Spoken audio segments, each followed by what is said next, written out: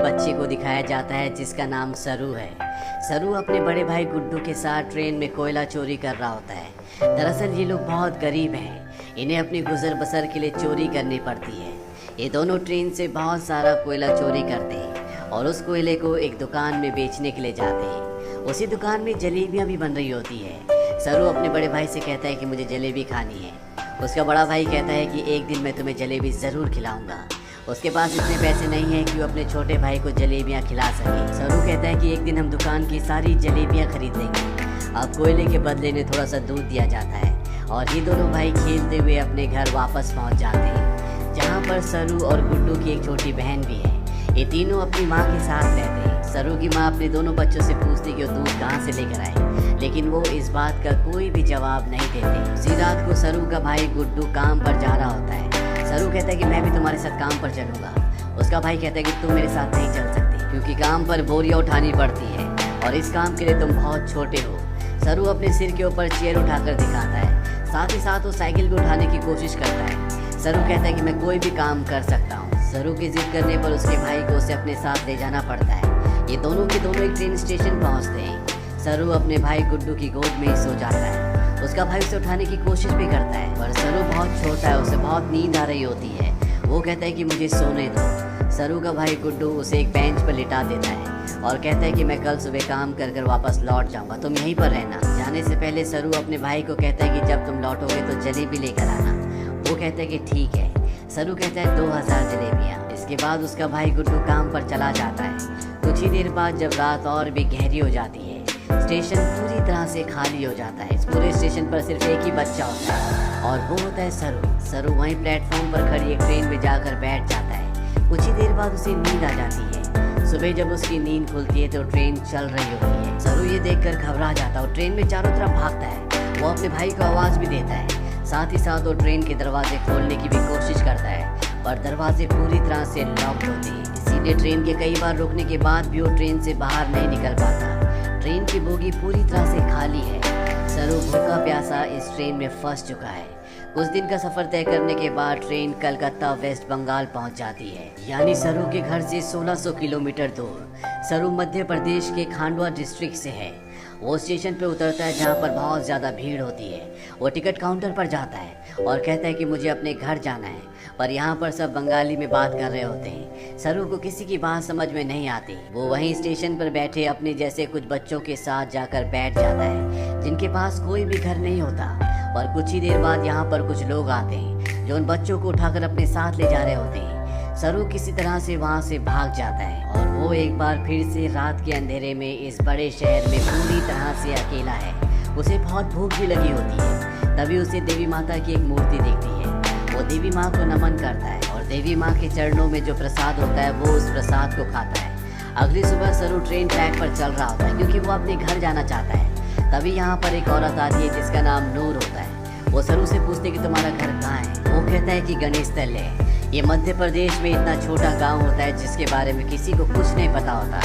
नूर उसे अपने घर ले जाती है, उसे खाना खिलाती है, नहलाती है। वो कहती है कल सुबह एक आदमी आएगा जो तुम्हारी मदद करेगा, वो तुम्हें तुम्हारी मम्मी से मिलवा देगा। अगली सुबह यहाँ पर रामा नाम का एक आदमी आता है। वो सरू की पूरी बॉडी चेक करता है और नूर को धीरे से कहता है कि तुमने बहुत अच्छे से काम किया।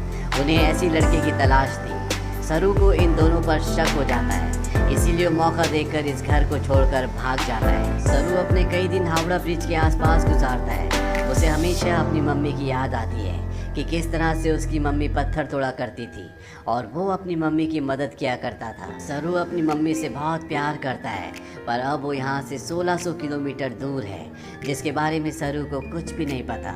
सरू को इसी तरह से यहाँ पर 2 महीने बीत जाते हैं और एक सुबह जब बारिश हो रही होती है तो वो एक कैफ़े के बाहर बैठा होता है। कैफ़े के अंदर एक लड़का कॉफ़ी पी रहा होता है और बाहर से सरू उसकी नकल उतार रहा होता है। वो लड़का बाहर आता है और सरू को कुछ खाने के लिए देता है। इसके बाद वो सरू को अपने साथ पुलिस स्टेशन ले जाता है। वो बताता है कि इस लड़के को बांग्ला बोलनी नहीं आती है, हिंदी में बात करता है। जब मैंने इससे पूछा कि कहाँ से है तो इसने बताया कि ये गणेश तल्ले से है। इस जगह के बारे में ना लड़के को ना ही पुलिस वाले को कुछ पता होता है क्योंकि ये मध्य प्रदेश में एक बहुत छोटा सा गांव है। लड़का सरू से उसकी मम्मी का नाम भी पूछता है। सरू कहता है कि मेरी मम्मी का नाम अम्मी है।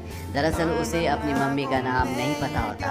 पुलिस उसके पेरेंट्स को ढूंढने की बहुत कोशिश करती है, पर सरू के घर का, उसके गांव का, उसके परिवार का कुछ भी पता नहीं चलता। इसीलिए पुलिस उसे एक अनाथ आश्रम में भेज देती है।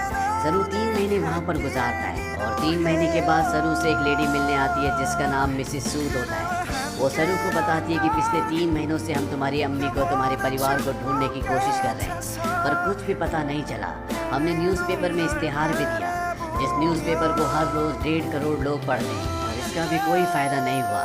सरू कहता है कि मेरा घर यहाँ से बहुत दूर है, मैं अपनी अम्मी के पास, गुड्डू के पास जाना चाहता हूँ। मिसेस सूद कहती है कि हमने हर जगह तलाश करने की कोशिश की, अब इंतज़ार का कोई फ़ायदा नहीं है। एक ऑस्ट्रेलियन कपल है जो तुम्हें अडॉप्ट करना चाहता है, वो बहुत अच्छे लोग हैं, उनके साथ तुम बहुत खुश रहोगे, तुम्हें ऑस्ट्रेलिया जाना होगा।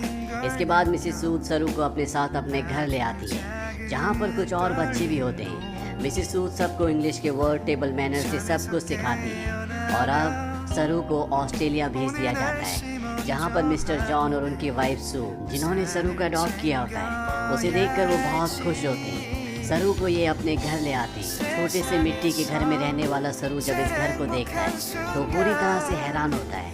साथ ही साथ वो बहुत गुमसुम भी होता है, क्योंकि ये देश, यहाँ की हवा, मिट्टी सब सरू के लिए पूरी तरह से नए हैं। सरू की मॉम, जिसका नाम सू है, जिसने सरू का अडॉप्ट किया है, वो सरू से इंग्लिश में कहती है कि मुझे पता है कि तुम्हारा सफ़र इतना आसान नहीं था, तुम मुझे इस वक्त कुछ नहीं बता सकते, पर एक दिन तुम मुझे सब कुछ बताओगे।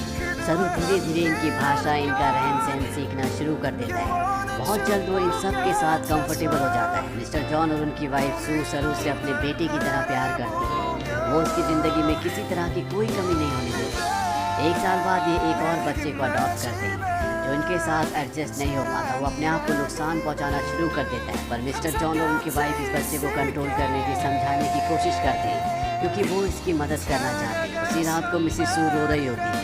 सरू उनके पास जाता है, उनके आंसू पोंछता है और उनके गले से लग जाता है, यानी कि अब उसने पूरी तरह से उन्हें अपनी मॉम मान लिया है। धीरे धीरे वक्त बीतता और 20 साल बीत जाते हैं। सरू अब बड़ा हो चुका है। मिस्टर जॉन और उनकी वाइफ, जो सरू के मॉम डैड है, उनको सरू पर गर्व होता है। वो होटल मैनेजमेंट की पढ़ाई करने के लिए मेलबॉर्न जा रहा होता है। वो अपने उस भाई से भी मिलता है जिसे मिस्टर और मिसेस जॉन ने सरू के बाद अडॉप्ट किया था, लेकिन ये दोनों एक दूसरे को पसंद नहीं करते। सरू अब होटल मैनेजमेंट की इंट्रोडक्टरी क्लास में पहुंच जाता है, जहां पर सब अपने बारे में बताते हैं। सरू कहता है कि वो अपना होटल खोलना चाहता है, साथ ही वो ये भी बताता है कि वो इंडिया में कैलकाटा से है। इसके बाद यहाँ पर जितने भी स्टूडेंट्स होते हैं वो सब के सब हाउस पार्टी रखते हैं, जहाँ पर सरू भी जाता है। यहाँ बहुत सारे इंडियन स्टूडेंट्स भी होते हैं, इसीलिए यहाँ पर खाने में बहुत सारा इंडियन फूड होता है। और सरू जब वहाँ पर जलेबियाँ देखता है तो उसे बचपन का वो लम्हा याद आ जाता है, जब उसने अपने भाई गुड्डू से जलेबी खाने के लिए कहा था, और जवाब में उसके भाई गुड्डू ने कहा था कि वो उसे जलेबी ज़रूर खिलाएगा। सरू ने कहा था कि एक दिन वो सारी जलेबी खरीद लेंगे। सरू को जब ये लम्हा याद आता है तो उसकी आंखों में आंसू आ जाते हैं, और वो अपने दोस्तों को बताता है कि वो कैलकाटा से नहीं है, वो किसी और जगह से है। बचपन में वो खो गया था, वो एक ट्रेन में बैठ गया था, और जब ट्रेन रुकी तो वो कैलकाटा पहुंच गया था। यहाँ पर एक लड़का उससे पूछता है कि वो ट्रेन में कितने दिन तक था। सरू कहता है 2-3 दिन तक। वो लड़का उसके गांव का नाम पूछता है। सरू कहता है गणेश तले, लेकिन सरू को अब ये भी नहीं पता कि वो अपने गाँव का नाम अच्छे से प्रोनाउंस कर पा रहा है कि नहीं, क्योंकि उसे हिंदी बोलनी नहीं आती, वो अब सिर्फ इंग्लिश बोल सकता है। यहाँ पर एक लड़का उससे कहता है कि कैलकाटा के हावड़ा ब्रिज से, जहाँ पर तुम बचपन में पहुँचे थे, पर वहाँ से हम टाइम और ट्रेन की स्पीड को कैलकुलेट करें और वापस जाएं तो हम तुम्हारे गांव के आसपास के रेडियस में पहुँच सकते हैं। यहाँ पर एक लड़की उसे गूगल अर्थ के बारे में बताती है। वो कहती है गूगल अर्थ के सहारे तुम दुनिया की किसी भी जगह को ढूंढ सकते हो, पर सरू इस बारे में और ज़्यादा बात करने से मना कर देता है। इसके बाद ये पार्टी से निकल जाते हैं। सरू के साथ एक लड़की भी होती है जिसका नाम लूसी होता है। ये दोनों एक दूसरे की तरफ अट्रैक्टेड होती हैं, इसीलिए रात को ये दोनों एक दूसरे के फिजिकली बहुत क्लोज हो जाते हैं। अगली सुबह जब सरू उठता है तो उसे अपने पेरेंट्स की, अपने घर की, अपने गांव की याद आती है। उसे एहसास होता है कि उसके खो जाने के बाद उसकी मॉम, भाई बहन उसके लिए कितना परेशान हुए होंगे। इसीलिए वो गूगल अर्थ एप्लीकेशन के ज़रिए साथ ही साथ स्टेशन से अपने घर की जो दूरी होती है उसकी कैलकुलेशन करके हर तरह से अपने गांव गणेश तले को ढूंढने की कोशिश करता है, पर उसकी सारी कोशिश पूरी तरह से बेकार हो जाती है। धीरे धीरे वक्त बीतता और 3 साल बीत जाते हैं। लूसी का और सरू का रिश्ता और भी गहरा हो चुका है। ये दोनों एक दूसरे से बहुत प्यार करते हैं, पर सरू आज भी अपने परिवार के लिए परेशान है। उसे कई बार अपने भाई की छवि दिखती है। उसे एहसास होता है कि उसका भाई उसे कह रहा है कि उसे घर चले जाना चाहिए। सरू अपने परिवार की यादों में, उन्हें ढूंढने में इतना खोया होता है कि धीरे धीरे वो लूसी से अलग हो जाता है। वो लूसी से कहता है कि तुम मुझसे बेहतर इंसान डिजर्व करती हो। लूसी और सरू अलग हो जाते हैं। कई महीनों के बाद लूसी को सरू जब एक दिन एस्केलेटर पर देखता है तो वो उससे बात करता है। वो लूसी से कहता है कि वो उसे बहुत मिस करता है। इसके बाद एक बार फिर से दोनों एक दूसरे के बहुत क्लोज आ जाते हैं। लूसी सरू से कहते हैं कि तुम्हें अपनी मॉम के पास जाना चाहिए, उन्हें तुम्हारी ज़रूरत है। सरू अपनी मॉम के पास जाता है जिनकी तबीयत ख़राब होती है। सरू को आज तक ये लगता था कि उसकी मॉम ने उसे इसलिए अडॉप्ट किया क्योंकि वो कभी माँ नहीं बन सकती। पर सू सरू को बताती है कि मैं माँ बन सकती थी, पर मैंने और तुम्हारे डैड जॉन ने डिसाइड किया था कि हम 2 बच्चों को अडॉप्ट करेंगे क्योंकि इस दुनिया में बहुत सारे ऐसे बच्चे हैं जिन्हें माँ बाप की, परिवार की ज़रूरत है। वो सरू को अपने बचपन का एक एक्सपीरियंस भी बताती है। वो कहती है कि मेरे डैड बहुत ज़्यादा अल्कोहल पीते थे, वो एक अच्छे इंसान नहीं थे। मैं हमेशा डरी डरी रहती थी और एक दिन जब मैं अपने घर के पीछे गई तो मैं चाहती थी कि धरती मुझे निगल ले। तभी मुझे खेत की दूसरी तरफ एक बच्चा दिखा जिसकी ब्राउन स्किन थी और अगले पल वो बच्चा मेरी साइड में खड़ा था। उस पल मुझे एहसास हो गया कि अब मेरी ज़िंदगी में सब कुछ ठीक होगा। फिर तुम और तुम्हारा भाई मेरी ज़िंदगी में आए, लेकिन अब तुम मुझसे बात नहीं करते, मुझे तुम्हारी ज़रूरत है। सरू को यहाँ पे एहसास होता है कि उसे अपनी मॉम का साथ देना चाहिए और साथ ही वो अपनी बायोलॉजिकल मदर को भी ढूंढना चाहता है, अपने भाई को ढूंढना चाहता है।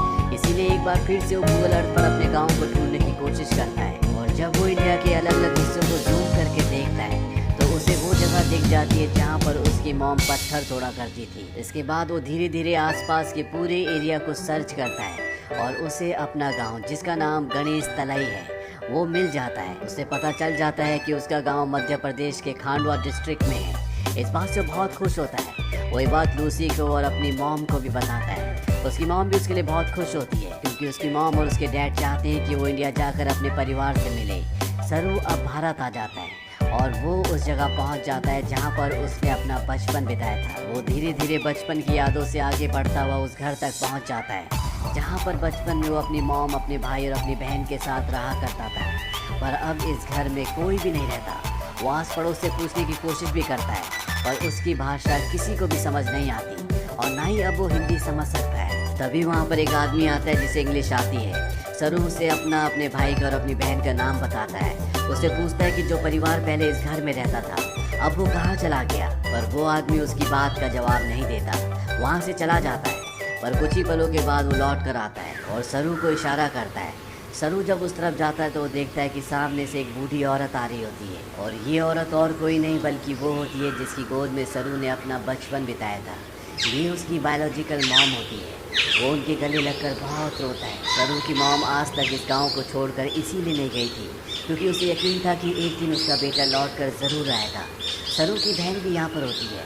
वो अपनी बहन को अपने गले से लगा लेता है पर सरू अपने भाई से मिल नहीं पाता। उससे पता चलता है कि जिस रात वो अपने भाई के साथ काम पर गया था पर सरू को नींद आ रही थी, इसीलिए उसके भाई ने उसे बेंच पर सुला दिया था। और जब उसका भाई जा रहा था तो सरू ने अपने भाई से कहा था कि सुबह जलेबी लेकर आना। उसी रात को उसके भाई गुड्डू की एक ट्रेन दुर्घटना में मृत्यु हो गई थी। यानी कि एक माँ ने एक ही रात में अपने दोनों बेटों को खो दिया था।